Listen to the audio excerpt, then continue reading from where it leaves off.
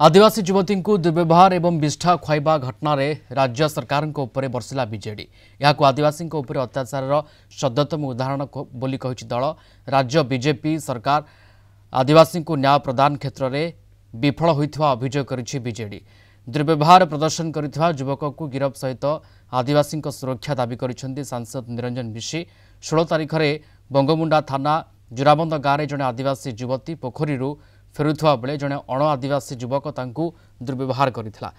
जातीय आक्षेप करने सहित विष्ठा खुआईला। युवती माँ रक्षा करने को आसीथिबा समय युवक जनक तंटी चिपी हत्या करथिला।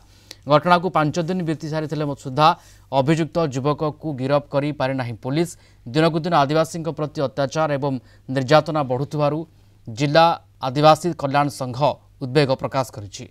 मु तो गादी करी आसुली मुझे तो मुख बुनी मो खेतर जे गाड़ी का जे नेलु तु बोली कहली जे तीन बुनबार बोली कहला मते अभय वाक्य जे मोर बड़मा के पचरा मु बुनी छागे नि बुनबा जे मोर बड़मा नु नहीं तो बुनी छा बोली कहली तीन बुनबार सतेन गुखई बेल कहला ठीक अच्छे बेनी मो घर के जो छे मोर नानी भेनी तो अछन घरे तो कहाँ कड़ पूरे मिध्यन वेलार कहला मुई तो किसी कर नहीं पारे ती तो आनी सारू ना और मुझे कण करमी तो मुझे किसी कही नहीं पारे और किसी कर नहीं पारे मो घर के डिगे जाऊे मो नानी भेनी संगे कथा हेमी बोली कहनी मु पले आसली आज्ञा मोर बड़मा आग होते मुझे पछे होती बड़मा छुणीगला बोल नदी नदी गला मुझे एमती खोदी कर खोईदेला आज्ञा खोईदेला आज्ञा विष्ठा तार मुहे बुलीदेला घसीदेला विष्ठा खोईदेला एवं जिते तार बड़मा रेस्क्यू लगिगला तार बड़मा की भी टोटी चिपीदेला तो सी अपराधी जी एड़े बड़ जघन्य अपराध करिछे।